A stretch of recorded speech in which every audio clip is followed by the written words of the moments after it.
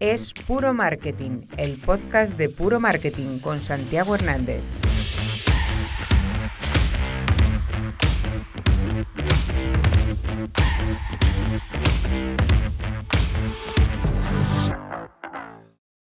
Hola, buenas. Bienvenidos a un nuevo episodio de Es Puro Marketing, el podcast en el que entrevistamos a profesionales y directivos del ámbito del marketing, la comunicación y la publicidad. Hoy nos acompaña Abraham Martín, CMO de Pangea. ¿Qué tal? ¿Cómo estás? Muy feliz de estar aquí. Muchas ganas de pasar un rato con vosotros. Pues nada, encantados nosotros de tenerte por aquí. Y bueno, pues la idea es repasar tu carrera. Haremos tu evolución, que no ha sido corta, que has corrido mucho, has pasado por muchos sectores. Después haremos una serie de preguntas sobre tu posición actual en Pangea y también me interesa tu faceta de podcaster. Genial. Y acabaremos con las preguntas clásicas que no tienen nada que ver con sexo o dinero, así que puedes estar tranquilo. Vale, perfecto. Pues... Lo primero que me llamó la atención es que estudiaste en Coventry, que en su momento yo creo que no había tantos españoles por ahí estudiando fuera, que ahora creo que es un poco más habitual, ¿no? Hiciste allí la carrera. Sí, la verdad es que fue yo creo que uno de los principales cambios en mi vida o giros que me ha dado un poco de ayuda y de apoyo en la trayectoria, de impulso. Yo cuando acabo pues el instituto y demás, decido estudiar en Inglaterra junto con unos amigos. Y además yo paso el proceso que pasan los estudiantes ingleses, los mismos exámenes, las application forms y demás. Y surgió Coventry porque era una ciudad con una orientación al estudiante internacional muy potente, tenía una cuota muy importante de estudiantes internacionales y allí estuve toda mi carrera aprendiendo inglés, lo primero, adaptándome a un entorno que era absolutamente desconocido para mí, a una cultura diferente, a un país y sobre todo, bueno, los primeros años complicados porque te das cuenta de que no sabes nada de inglés. Me acuerdo el primer día que tuve que leer un artículo, tardé 2 tardes. O sea, dije, mira, esto es imposible. Y disfrutándolo mucho porque la enseñanza británica es tremendamente práctica. Qué bueno, qué bueno. ¿Fue ya durante la carrera cuando quisiste acercarte al marketing? ¿Porque hiciste después un posgrado en marketing o ya lo tenías pensado de antes? Bueno, a mí me gustaba la empresa. Mis padres son emprendedores, montaron una distribuidora de productos de cosmética cuando yo era pequeño y también es un poco la guía que he tenido, ¿no?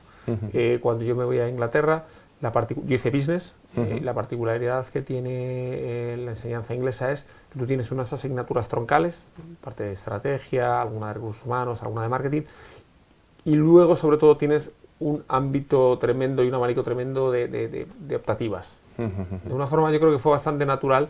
Me fui orientando al marketing y por eso luego también, cuando acabé, estudié un posgrado que tenía mucha parte de empresa, mucho peso de empresa, pero también mucho peso de una visión de la empresa desde un marketingiano. Pasas a trabajar como Product Manager en empresas como Millward Brown o Playtex. Yo creo que al final la parte de Product Manager conjuga muy bien esas dos patas, ¿no? Por un lado la parte de negocio y ya por otro lado ese meter la patita en el ámbito del marketing, en este caso de producto. ¿Cómo fueron esas experiencias? Yo creo que cuando acabas yo siempre he dicho que el primer trabajo es el más complicado para mí, porque es cuando eres muy igual a los demás.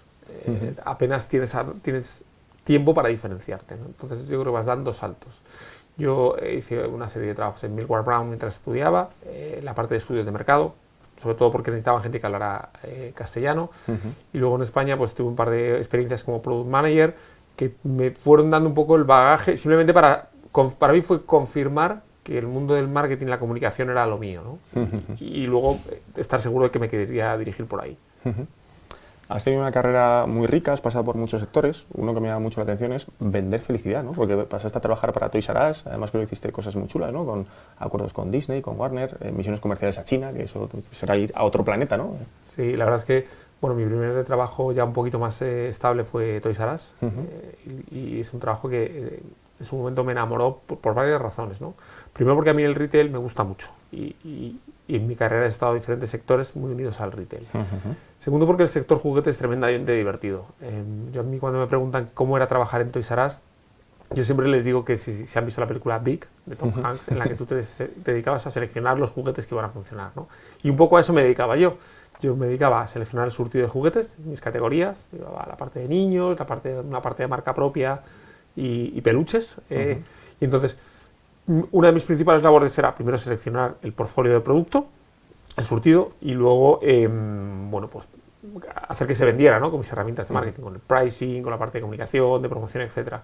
Y dentro de esa selección de producto teníamos una parte que era con proveedores locales, o proveedores internacionales con presencia local, pero luego también tanto la marca propia como determinados proyectos especiales se trabajaban con un año de anticipación y efectivamente yo viajaba sobre todo a Hong Kong, que era donde estaban las oficinas comerciales de las jugueteras, y fue una experiencia, ¿no? Porque yo creo que de los 24 a los 28 estuve como 8 o 10 veces en Hong Kong, iba un par de veces al año y siempre es diferente. Yo creo que a mí me abrió los ojos mucho, no solo de un mercado nuevo, sino también de un mundo nuevo como era Asia en aquel momento. Qué divertido, qué bueno. Aunque te estaba imaginando, según has dicho la película, pisando este piano, ¿no? Pues pisar el piano no, pero yo tengo, no un trauma, pero yo nunca tuve un scalestri. Y una vez, bueno, cuando ya empecé a trabajar como responsable del área de niños, fui a Scalestri. Y mi jefe que venía conmigo les dijo, mira, pues Abraham siempre me ha contado que nunca tuvo Scalestri. Y me pasé una jornada de trabajo, la mitad de esa jornada, jugando a todos los modelos de Scalestris que tenía. ¡Qué bueno! Entonces, claro, esto para mí ya fuera lo más... Justificar que eso era un trabajo era complicado a veces. De ahí pasaste a un sector menos divertido, honestamente, a British American Tobacco, pero creo que un reto tremendo, ¿no? Un sector muy regulado, hacer marketing en las condiciones, además adaptándote a leyes que cada vez te lo van poniendo más difícil, ¿no? Sí, o sea, yo estuve 4 años en Toys R Us y había dos tipos, que sentía que era el momento de dar un salto. Y había dos tipos de salto, ¿no? Había mucha gente que seguía en el sector juguete, fantástico, y otra gente que quería dar un cambio, ¿no? Para aprender cosas nuevas, radicalmente nuevas. En mi caso yo era muy joven y decidí, pues, dije, bueno, vamos a buscar un sector que me enseñe habilidades que a día de hoy no tengo. Entonces, claro, yo creo que las cosas más radicales respecto al juguete, pues puede ser el tabaco, que además suponía otro reto especial para mí porque yo nunca he sido fumador, nunca he fumado, con lo cual no tenía esa empatía con el consumidor, ¿no?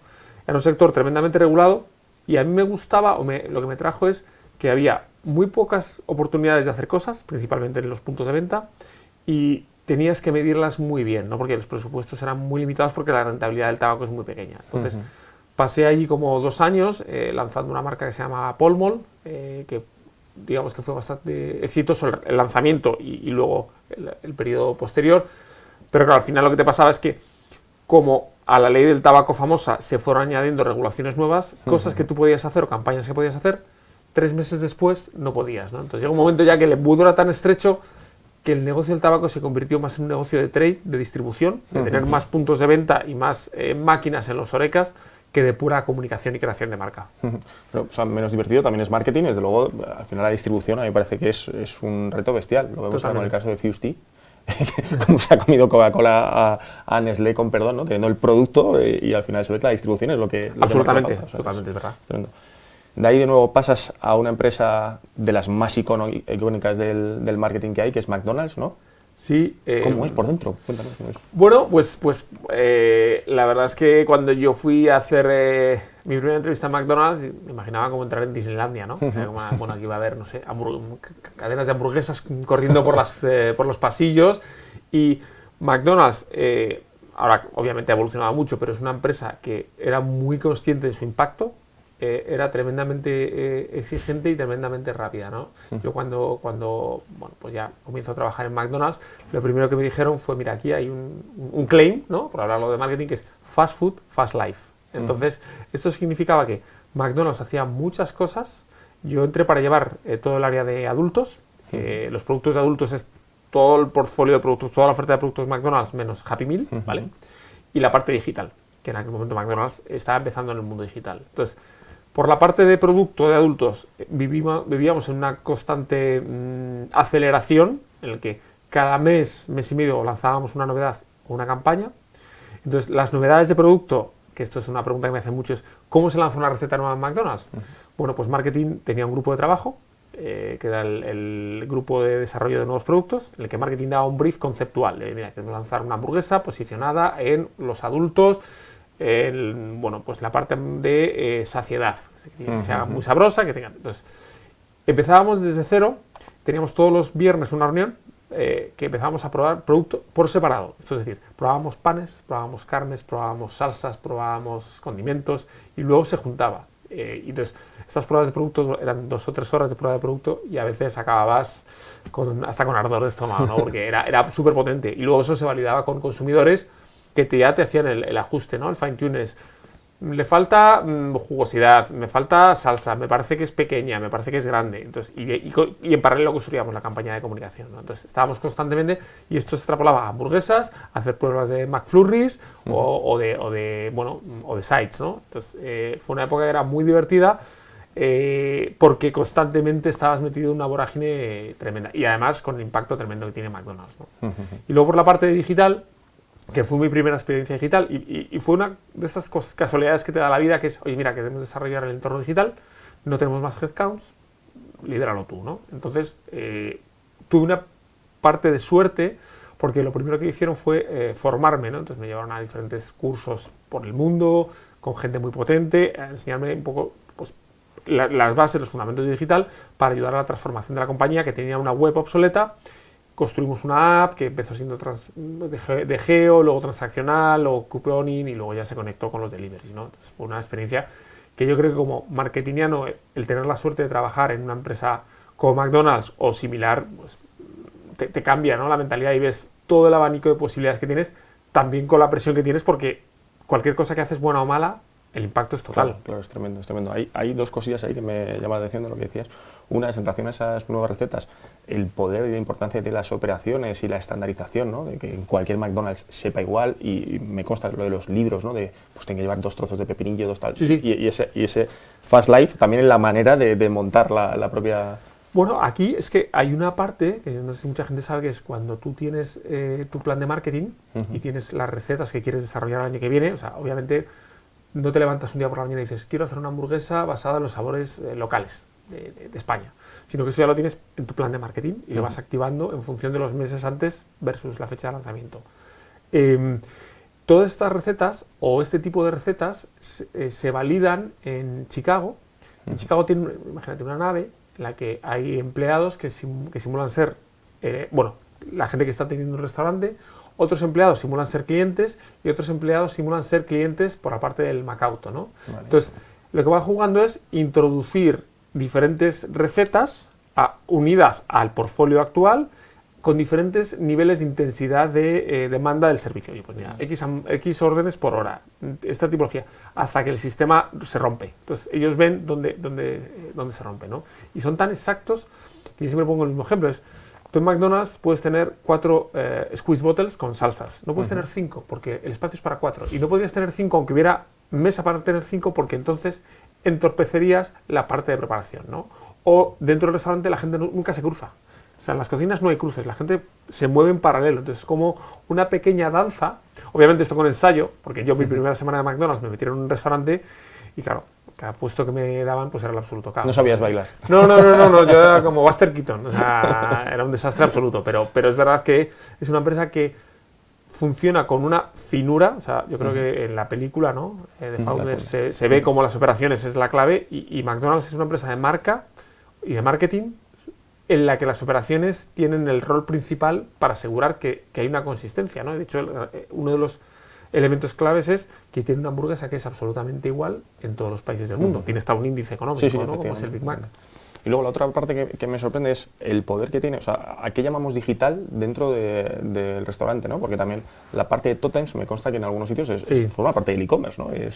Bueno, o sea, dentro de la parte digital, en mi caso, tuvo varios retos, ¿no? El primero fue el pre-order, ¿no? El ordenar a través del pedido. Y claro, esto estaba unido a la experiencia digital, el UX, pero también estaba unido a la cocina, porque la ventaja de esto tenía 2 ventajas. Primero, que se identifica que el mayor momento o el único momento de estrés de un cliente es cuando se planta delante de la persona que tiene para tomar su pedido y ve todos los productos de McDonald's y hay un momento de... Tú tienes una persona que tiene un objetivo de servirte rápido y tú estás bloqueado porque ves muchas cosas, ¿no? De hecho, siempre nos pasaba que la gente acababa pidiendo lo de siempre, un poco por ese bloqueo. Entonces, eso lo salvas. Pero por otro lado también tiene el valor añadido de yo te sirvo por una cola especial. Tú no tienes que hacer cola para que te sirva, sino que vas por la que ahora salen los deliveries, pues en ese momento salían las órdenes del kiosco, ¿no? Entonces, esa integración era fundamental. Luego tuvimos una parte social. McDonald's es una marca social. Abrimos Facebook en su día, esto estamos hablando de la prehistoria casi, pero hace no tanto. Abrimos Facebook y recuerdo que tuve que presentar al comité de dirección, al comité de franquiciados, un análisis de los pros y de los contras, porque teníamos mucho miedo, o había mucho miedo internamente al cambio y cuando abramos Facebook es un altavoz en el que es bidireccional y la gente va a hablar de que está hecha la carne, de que está hecho no sé qué, que si el Big Mac incorrupto, o sea, había como varios mitos, ¿no? Entonces, tuvimos que tener un manual de crisis preparado para todo esto, pero en el fondo mi razonamiento era, mira, si cada día, hace unos años ya entraban 500.000 de personas a un McDonald's, es porque es una marca amada, si no la gente no entraría. Claro, ¿vale? Entonces, bueno, tuvo esa parte y luego tuvo la parte transaccional de yo tengo una app que ahora empieza con una pequeña parte de esa transacción que es ayudar a la gente a encontrar los restaurantes, que luego tienen cuponing, que luego vas a poder hacer un pre-order y que luego vas a poder hacer delivery, ¿no? Entonces, todo eso hubo que diseñarlo para no hacer una app que luego tuvieras que tirar, otra que tuvieras que tirar y en el fondo perder mucho el tiempo. Es tremendo todo lo que hay detrás de cualquier implementación. De allí pasas a tu primera experiencia como CMO, a KFC, empresa que creo que se ha asociado muy bien al territorio del humor y bueno, enhorabuena porque creo que lo habéis estado haciendo muy bien, tanto tú desde tu inicio hasta la labor que desarrolla hoy Kerman Romeo también. Sí. Cuéntanos sobre esa experiencia. A ver, bueno, lo primero que yo creo que ahora mismo KFC está en un punto como marca muy top, Kerman está haciendo una labor espectacular.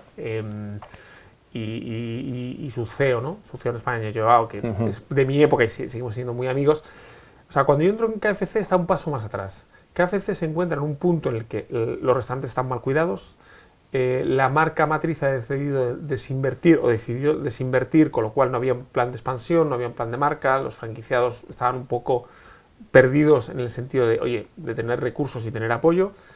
Y en ese momento KFC decide que España es un mercado prioritario. ¿Vale? Entonces, lo primero que se trabaja es un nuevo posicionamiento de marca. Un nuevo posicionamiento de marca que viene dado por cambiar los restaurantes, o sea, pasar del fast food rojo, restaurantes antiguos incómodos, a lo que es ahora, que es mucho más madera, mucho más cálidos, trabajar un posicionamiento que ellos le llaman It's Finger Licking Good, que está para chuparse los dedos, con la receta de las 11 especias secretas, con el Sanders. Entonces, trabajar ese posicionamiento, trabajar el posicionamiento de la calidad del producto, porque el producto en otros establecimientos de fast food viene congelado, simplemente es un producto congelado que tú metes en una freidora, y aquí es un producto fresco. Entonces, eso no se sabía. Te llega un pollo como te lo puedes comprar tú en cualquier establecimiento de retail, ¿no? Entonces, eso había que contarlo, había que abrir las cocinas, y luego a partir de ahí, que la comunicación, tanto en el restaurante como fuera, cambiara, ¿no? Y esto unido a otro punto que es, oye, como KFC tiene menos restaurantes que McDonald's o que Burger King, KFC estaban unos 100 más o menos y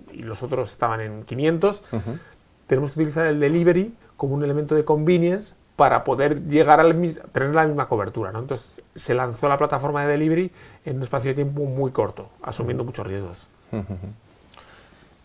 Después de ahí pasas, siguiendo con la digitalización, ahora que hablas de la parte de delivery y demás, a tu primera experiencia en una empresa nativa digital, que es TheFork, siguiendo con la alimentación, pero también aproximadamente territorio ocio, para Iberia y Brasil y luego para todo LATAM. Digo, también una experiencia chulísima, ¿no?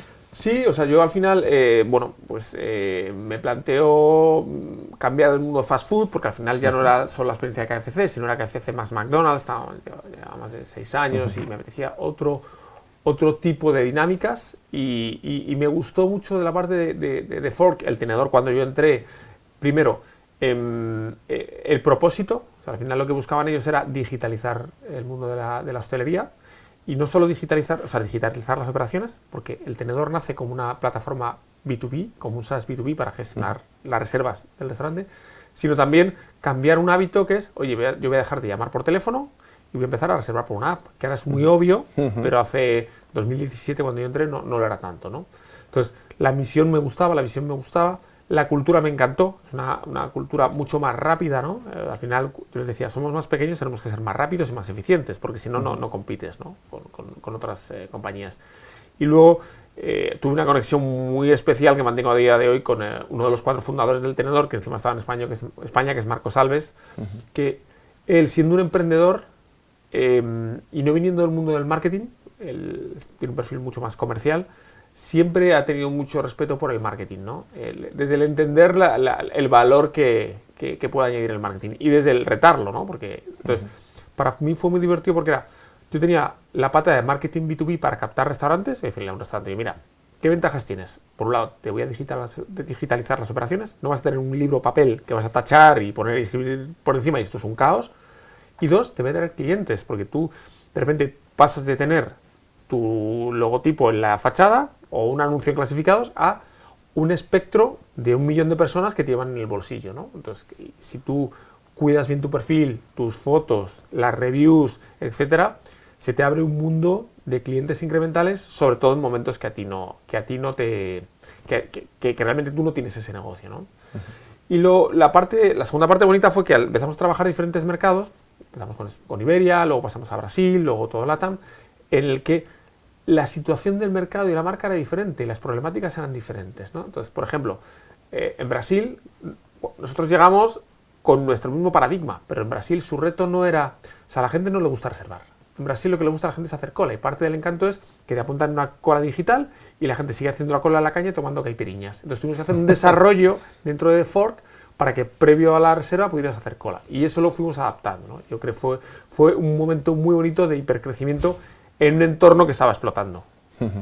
Bueno, o sea, la verdad es que has pasado por tantos sectores, luego vuelves al sector de la felicidad, que me gusta llamarlo así, sí. porque te vas a Parques Reunidos. Sí. Ahí lo que me sorprende es, o sea, lo que me llama la atención es cómo puede ser un plan de marketing para un parque. Sobre todo entiendo que son muy estacionales y luego a nivel operacional, si hay muchos cambios de gente, pues me imagino, evidentemente, pues en un parque acuático pues es en verano, ¿no? Cuando está la gente, si luego pasan también a trabajar en otras empresas del grupo o cómo funciona. Bueno, aquí es curioso porque en el fondo nosotros llegábamos de Parques Reunidos, es una empresa que a día de, bueno, ahora ya no porque ha vendido parte de la operación, pero cuando yo entré tenía más de 70 parques por el mundo, la mitad de negocio más o menos en Estados Unidos, la mitad en Europa, alguno en Australia y alguno en Emiratos, ¿no? Entonces, el plan de marketing eran 60 plan de marketing, 70 plan de marketing. Entonces, ¿cómo se trabajaba esto? Había un departamento de marketing central que lideraba yo, corporativo, con equipos tanto en Estados Unidos como en Europa. Y luego teníamos un director de marketing en el parque que nos aportaba los inputs locales, ¿no? Como yo desde el marketing más corporativo, más de captación, porque el primer reto fue, oye, quiero que la gente me empiece a comprar online, ¿vale? Que me empiece a pedir los tickets online porque me favorece el cross-selling, me favorece estimar la demanda, me favorece hacer un price management mucho más inteligente, cómo lo puedo estimular y luego cómo sigo siendo relevante localmente, ¿no? Y aquí el reto estaba en entender muy bien el negocio local. De hecho, aquí otra época muy divertida fue, yo tuve varias experiencias de viaje personal con mis compañeros del comité de dirección en el que nos dedicamos, por ejemplo, a hacer un road trip por la costa este de Estados Unidos recorriendo parques de atracciones. Entonces la verdad es que fue bastante espectacular y eso todavía lo recordamos todos como una de las experiencias más memorables, ¿no? Porque tenías que conocer el negocio. O sea, nos pasaban cosas como, había un parque de atracciones, lo pongo como ejemplo, un parque de animales en Alemania, que era un parque de pájaros. Entonces, al final ahí el 95% de clientes tenían más de 60 años, eran jubilados que les gustaban los pájaros y las plantas y iban a pasear. Ahí, por ejemplo, no tenía sentido una inversión digital. Entonces, esto no va de transformar, esto va de entender. Yo no puedo llegar ahí y entonces ahí la forma de anunciarse era que la gente de los pueblos cercanos vendía las fachadas de su casa para poner carteles publicitarios. Entonces, esta es la parte que tú tienes que entender. O un parque acuático que tú dices, hay un parque acuático cerca de Oslo que solo abre 6 semanas. Entonces, hay que hacer un sprint de captación porque lo haces o no lo haces, ¿no? Y además, esto parecido al juguete, incluso más extremo, tú en la época de verano generabas el 125% del EBITDA y el resto del año perdías el 25% para cuadrarlo al 100, ¿no? Entonces, tenías que ser muy bueno y la tensión en un plazo de 6 semanas era tremenda, ¿no? Pero bueno, era muy divertido porque al final, evidentemente, trabajas sobre la diversión. Sí, como para arrancar tarde la campaña. Totalmente. De ahí te vas a Civitatis, que es cuando te conocí, entras ya en el sector de turismo en el que te encuentras en la actualidad. Creo que otro de los sectores más chulos. A ver, Civitatis. Empresa también nativa digital, ¿no? Sí, yo creo que Civitatis es un caso de éxito español. Yo creo que es una empresa súper reconocida. La funda Alberto, él tiene una visión, él lo que quería era viajar, entonces monta diferentes webs para poder hacer un negocio de captación de banners, sacarse un dinero extra para pagarse el billete de Ryanair y el hotel del fin de semana, ¿no? Y esto llega a una escalabilidad tremenda. Yo entro en Civitatis cuando lo compra un fondo, Vitruvian, y lo que me piden es sofisticar me piden 2 cosas.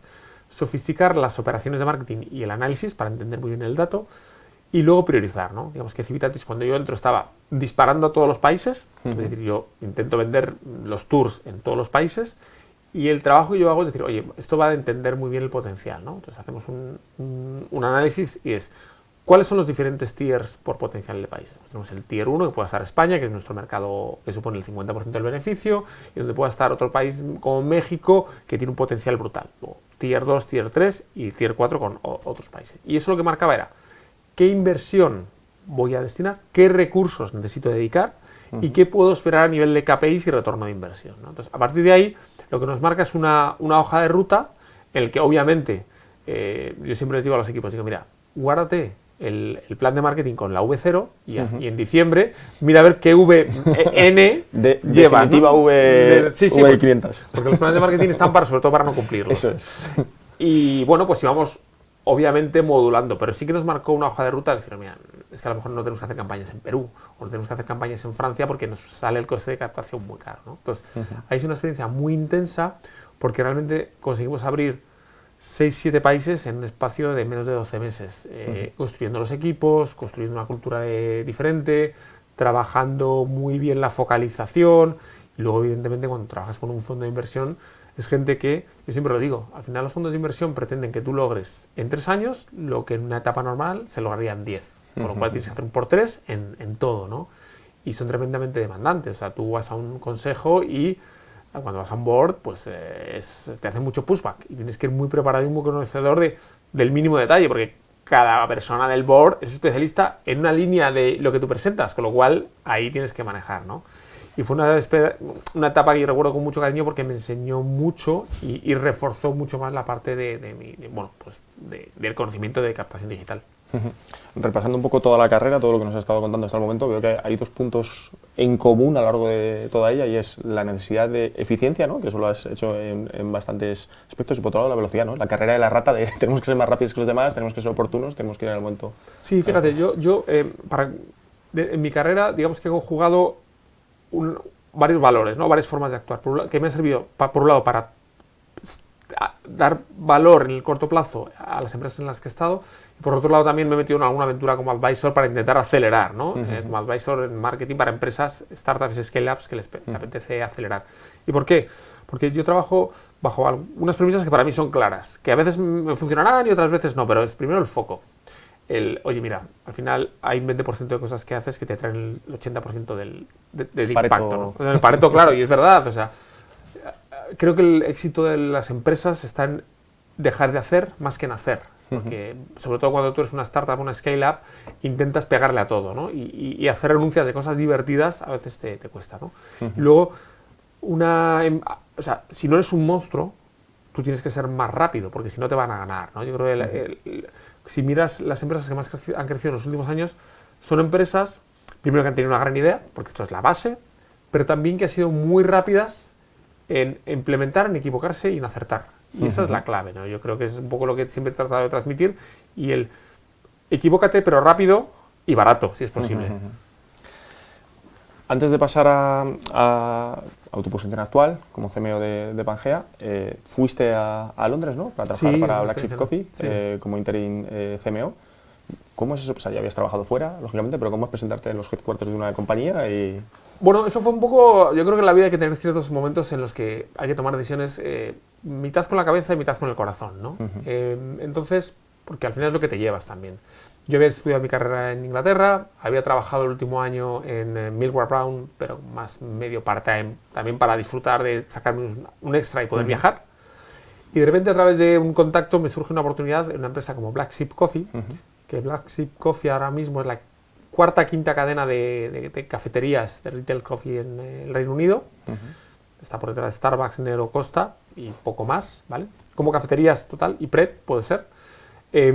Con un crecimiento brutal. Entonces ellos lo que necesitaban era alguien que pusiera un poco de orden en la parte de marketing, pero no solo lo que es comunicación, sino pricing. Por ejemplo, una de las cosas que yo aprendí de McDonald's es que el pricing es clave. No puedes tener el mismo pricing en un barrio con una densidad de competencia y con una renta per cápita que en otro con unos datos diferentes, ¿no? Entonces, ese tipo de cosas.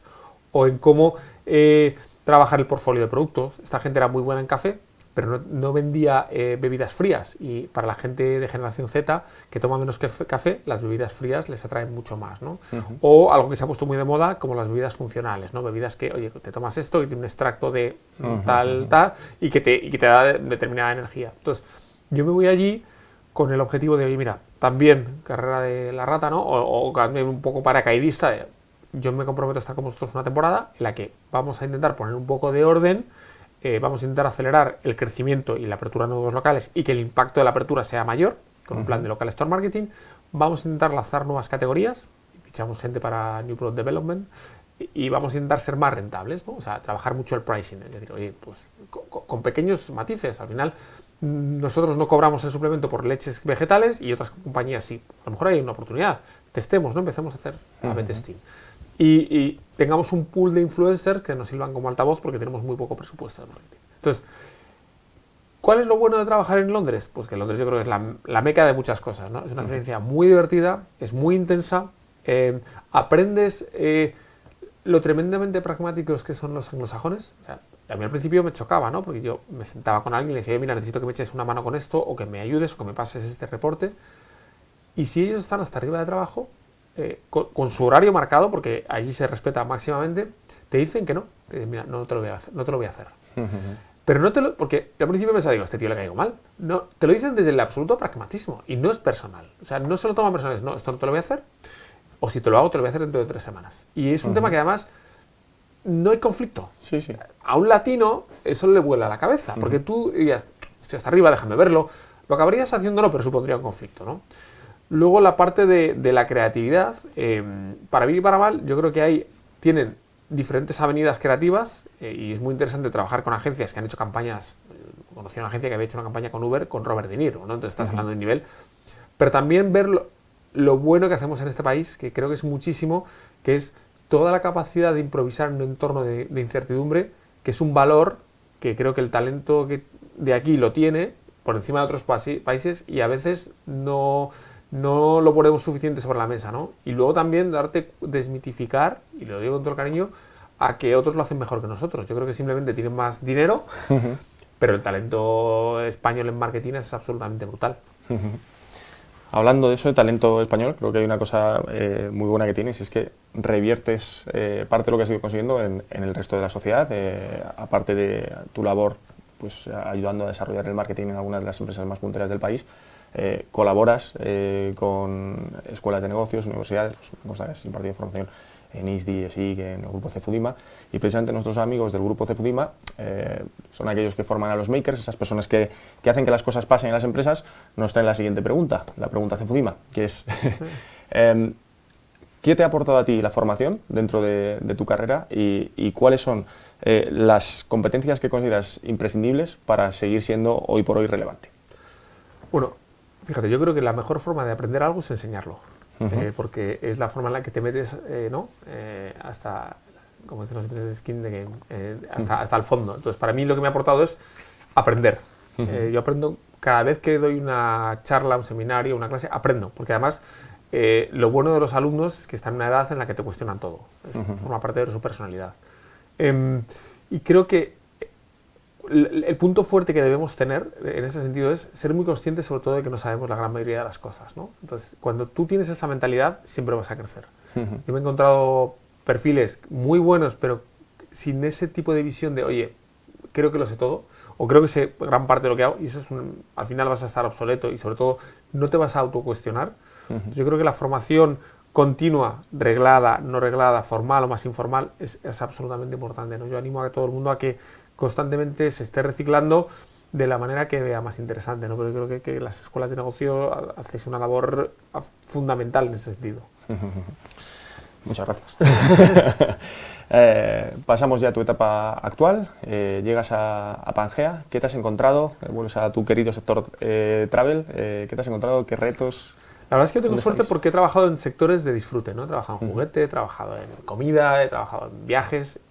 Y Pangea es una empresa, es una agencia que funda hace 10 años David Hernández, que la funda cuando las agencias estaban más cerradas, o sea, cuando las agencias empezaban a cerrar. Y Pangea lo que te propone es, oye, mira, yo soy una agencia que pretende como visión democratizar los viajes a medida. Y eso significa democratizar todo. Yo te democratizo el precio, lo primero.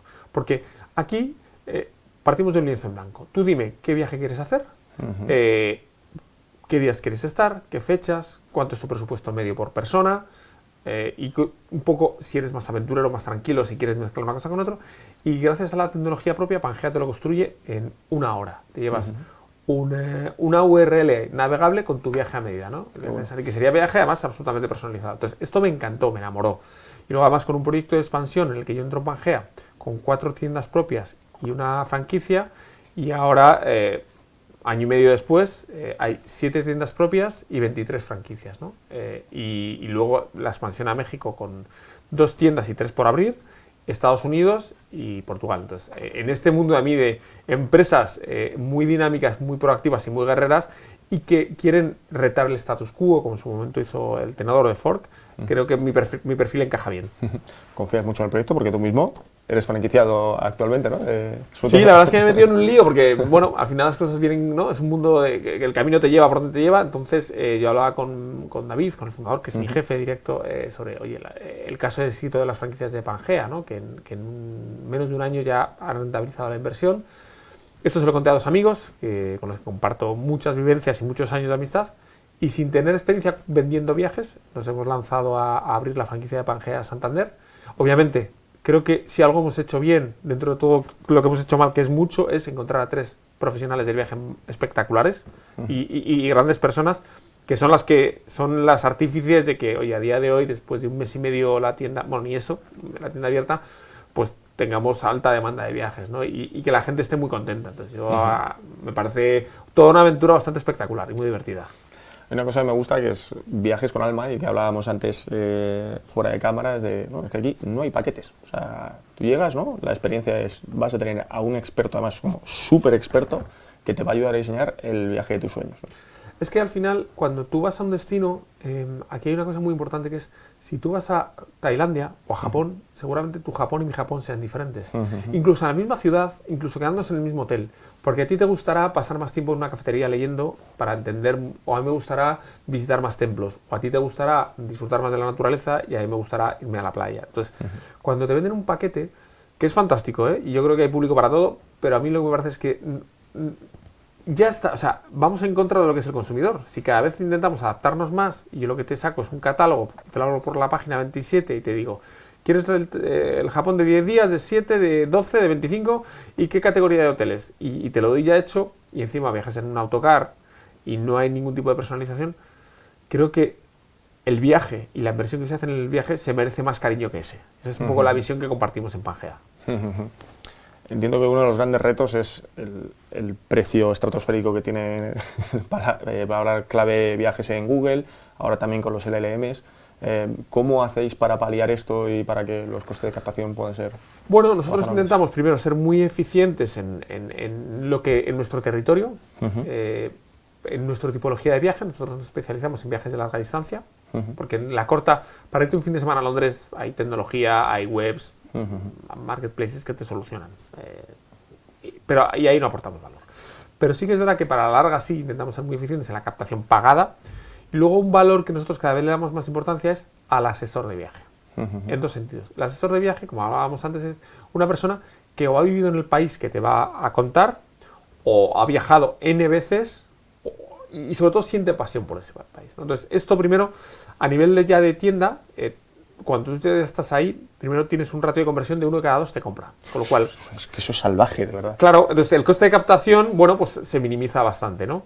Y luego, 2, a nivel de contenido, lo que estamos dándoles mucho espacio al asesor de viaje para que en la web cuente qué tienes que hacer en Japón, cómo hacerlo. Pero no lo queremos contar desde un punto de vista transaccional, de blogs unidos a links que les generan un plan de afiliación. No, eso es, oye, mira, esto es como yo tengo la visión de Japón. Y estas son las opciones que hay. Y eso nos está posicionando bastante y nos está generando bastante relevancia entre los usuarios. Y sobre todo porque una parte muy importante que es cuando tú tienes un alto porcentaje de repetición en los nuevos usuarios, eso te da mucha capacidad para seguir compitiendo, ¿no?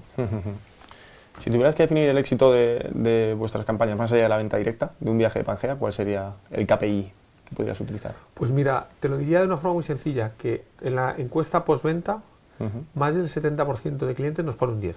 Joder, eso es... Para mí ese es el éxito. Eso es lo que lleva a posteriori, ¿no?, a ese ratio de conversión. Claro, yo hace poco tuvimos un offsite y yo les decía, mira, aunque mi labor es hacer campañas impactantes, ninguna va a ser tan importante como la atención que le dais a cada uno de nuestros clientes. Yo me quedo atrás. Qué bueno, qué interesante. Vivimos en la era de la inteligencia artificial. En relación a esto que comentabas antes, ¿no?, de este súper especialista que hay muchas veces al país y demás, ¿cómo se conjuga esto con la información que puede encontrar un usuario dentro de las herramientas de IA? Fíjate, porque yo creo que la inteligencia artificial se tiene que unir la inteligencia emocional, ¿no? O sea, la inteligencia artificial a día de hoy te da pistas, pero es verdad que todavía no se adapta a realmente lo que tú pides. Yo creo que la inteligencia artificial, de hecho, además es muy gracioso porque ChatGPT y otros te dan la razón. Tú le llevas la contraria del resultado y dices sí, y te da la respuesta contraria, porque está todavía por desarrollarse. Entonces yo creo que la inteligencia emocional lo que te aporta es, más allá de lo que tú crees que quieres, yo te ayudo a descubrir cosas interesantes que te puedan ayudar. O decir, mira, no te planteas hacer, a ti te da miedo el mar, pero es que creo que tienes que, si vas a Australia, bajar 1 metro haciendo con un tubo de snorkel para ver la barrera de coral, porque lo que tu miedo lo vas a superar, porque ese recuerdo va a ser memorable, ¿no? Entonces, oye, mira, cuando vayas a determinado, si a ti te apasiona Japón, por volver con el ejemplo, pues tienes que ir a determinado sitio donde los mochis se hacen a mano, artesanales, por alguien en el momento, y eso a día de hoy ChatGPT no te lo da. Entonces, esa es la parte que nosotros tenemos que ayudar a completar. ¿En qué nos ayuda la inteligencia artificial? Oye, pues a la hora de localizar el vuelo más conveniente, el hotel más conveniente y los transportes más convenientes, la inteligencia artificial, obviamente, a través de los algoritmos, nos ayuda a ser más rápidos en montar esa propuesta de viaje personalizada. Ahí sí. Y luego siempre tiene que haber una curación manual, ¿no? De hecho, hay un caso de una influencer que le pasaba que miró... viajaba Madrid-Puerto Rico, Estados Unidos, miró el visado, ChatGPT le dio mal la información y cuando llegó a Puerto Rico la deportaron. Entonces, claro, está fenomenal, yo la uso, pero la parte humana yo creo que no es reemplazable. Sin duda, sin duda. Y ya por último, antes de pasar a las últimas preguntas, no voy a dejar la oportunidad de que nos hablaras de Game Changers, ¿no? Este podcast que has lanzado, que me gusta mucho ese enfoque en el de hablar con personas que están ayudando a cambiar sectores, a cambiar el mundo desde su actividad. Bueno, esto es un proyecto muy personal y también un poco egoísta, porque en el fondo es la excusa para pasar tiempo con gente tremendamente interesante, ¿no? Game Changers efectivamente es pasar tiempo con gente que cambia el paso de determinadas áreas o determinados sectores. Pues mira, gente que a través del diseño influye en cómo la gente toma decisiones de compra. Alguien que nos habla de los micro hábitos. También una vez estuve con Pablo, que bueno, pues hace poco por una enfermedad renal ha perdido una pierna y me contaba que se ha apuntado al atletismo. Entonces, para mí es un ejemplo de resiliencia, ¿no? Y así hay un montón de ejemplos que realmente te ayudan a inspirarte y a decir, joder, fíjate, hay gente que tiene un impacto brutal. Yo siempre se lo digo, mira, yo te quiero charlar contigo, te invito a este espacio porque no necesito que reinventes la rueda, pero sí creo que en tu entorno y en tu contexto eres una persona que ayuda a hacer mejor la vida de los demás, ¿no? Sea a través del ejemplo o sea a través de herramientas con las que dotas a los demás. Y para mí es como mi rato favorito de la semana, te diría, esa entrevista. Qué bueno, qué bueno. Pues vamos ya con las últimas preguntas. La primera de ellas es, ¿cuál es el briefing más raro que te ha tocado dar o recibir en tu carrera? Bueno, yo creo que aquí, más que briefing raros, el problema que hemos tenido a veces es que queremos hacerlo todo, ¿no? Quiero un producto que sea, por ejemplo, en McDonald's, a veces queríamos decir, quiero un producto que sea para lanzar para jóvenes, pero también que sea para familias, pero que también que los niños lo coman. Entonces, yo no diría tanto el briefing raro como el briefing amplio. Había el director de marketing, el CMO de marketing el CMO de Estados Unidos de KFC, decía, a brief that is not brief is not a brief. Entonces, ese es el principal error, ¿no? Entonces, yo creo que eso es lo más... tendemos a sobreexplicar, ¿no? Y al final, si no encuentras el porqué detrás de muchos porqués, el brief no tiene sentido. ¿Cuál es el mayor éxito y la mayor cagada que nos puedas contar? Fíjate, yo creo que el mayor éxito, uno de los mayores éxitos puede haber sido el desarrollar tanto Pangea en un espacio de tiempo tan corto, ¿no? Y que empieza a ser una marca ya relevante y que a día de hoy sea la cadena de agencias de viajes que más crece en España. Yo creo que el equipo tiene que estar muy orgulloso. Meteduras de pata, pues infinitas. Yo creo que hemos lanzado, yo recuerdo haber hecho campañas realmente horribles en mi época de McDonald's, desde lanzar un producto. Me acuerdo cuando lanzamos McWrap, el wrap, y queríamos posicionarlo como valor, como atributo, que el comerlo te dejaba una mano libre. Entonces era absolutamente absurdo, ¿no? Entonces a veces tiendes a querer contar las cosas desde tu prisma y no desde el prisma del usuario, ¿no? Bueno, luego he tenido polémicas, me acuerdo tuve una polémica porque una vez hicimos un anuncio con el tenedor, quisimos ser un poquito polémicos y poníamos una imagen diciendo, oye, mira, tú cuando reservas un restaurante eres así, y aparecía una persona reservando online, o así, y aparecía un chimpancé hablándole a un teléfono como una banana. Sí. Entonces, ahí, o sea, nuestro temor era porque pensábamos que, bueno, pues al final estabas tocando una fibra, ¿no? Y metiéndote con determinados perfiles. Y no pasó nada, pero tuvimos un problema con determinados grupos defensores de los animales, cuando además era una imagen de banco de imágenes, o sea, nosotros no habíamos ni grabado ni nada. Y el problema no era que apareciera un chimpancé, era que aparecía vestido y le estábamos cosificando. Entonces, bueno, ahí a veces la línea es muy fina, ¿no? Entonces recuerdo que esto fue un 15 de agosto, siempre pasan estas cosas, en Navidad, en agosto, y se empezó a montar un change.org, bueno, una locura. Pero bueno, afortunadamente no he tenido grandes desastres para lo que podía haber pasado. ¿Qué marcas te inspiran? ¿Quién crees que lo está haciendo muy bien? A ver, bueno, a mí me gusta mucho correr, ¿no? Lo hablamos, a mí me da por correr maratones, empecé hace unos años ya. Y a mí, por ejemplo, me inspira mucho la marca On, me parece que es una marca que lo está haciendo muy bien, está retando el status quo. Me parece que hay otra marca, esta es muy friki de runners, que se llama Tracksmith, que está haciendo un marketing muy underground, muy potente, y es tremendamente relevante en el mundillo de correr. Me parece que Nike, en octubre del año pasado corrí la maratón de Chicago, y Nike forró todo el recorrido con vallas, con insights tremendos, ¿no? Que me parece que es absolutamente brillante. Una valla decía, tu yo del futuro está alardeando de lo que estás haciendo tú ahora, ¿no? Otra decía, tener uñas está sobrevalorado. Sí. O, es buenísimo. Solo tienes que hacer igual de bien el resto de 25 millas como has hecho esta primera, ¿no? O sea, entonces me pareció como mucho insight unido a su consumidor, a su momento, ¿no? Luego me parece chulo lo que está haciendo Zara. Yo no es que sea especialmente consumidor de Zara, pero creo que el elevar las tiendas, ¿no? Y el convertir la tienda en un punto de marketing me parece súper potente. Me parece genial lo que hace Lidl. A ver, los supermercados tienen una imagen que son supermercados, ¿no? Pero acercarse a determinados targets a través del absurdo, ¿no? De lanzar zapatillas con edición limitada, chandals, etcétera. Me parece que lo están haciendo muy bien. Y yo trato de ir sobre todo de marcas con muchos medios, ¿no? Yo creo que las marcas más pequeñitas son las que sacan el talento. Y en España hay muchas. Pues ya por último, ¿qué le dirías a alguien que está empezando en el ámbito del marketing? Primero yo le diría que no pare de aprender y que no se pare de cuestionar, ¿no? Y que no pare de ser ambicioso. Y ambicioso, a veces cuando dices la palabra ambicioso la gente es como, madre mía, pero ambicioso en el sentido de que, oye, si tú haces cada día las cosas un 1% mejor, en 100 días habrás mejorado un 100%, ¿no? Y esta teoría yo creo que funciona para todo en la vida. Entonces yo creo que alguien que quiere trabajar en marketing y que estará preparado sobre todo para la incertidumbre, para lo malo, para los golpes, porque a nosotros que nos encanta el marketing, de marketing sabe todo el mundo, ¿no? Tú en una empresa nadie opina de finanzas, nadie opina del ratio, si está bien o mal calculado, se da, pero todo el mundo opina de la creatividad, del mensaje, del visual, etc. Entonces yo creo que tienes que tener un punto de resiliencia y humor que te lleva a manejar este tipo de situaciones. Pues muchas gracias, Abraham. Me ha encantado tenerte por aquí. Te he odiado durante una buena parte del discurso por las cosas tan chulas que has hecho. Da que envidiar. Muy, muy, muy bueno. De verdad que un verdadero placer tenerte aquí. Espero que los que estáis ahí al otro lado os haya gustado tanto como a mí y hayáis aprendido también.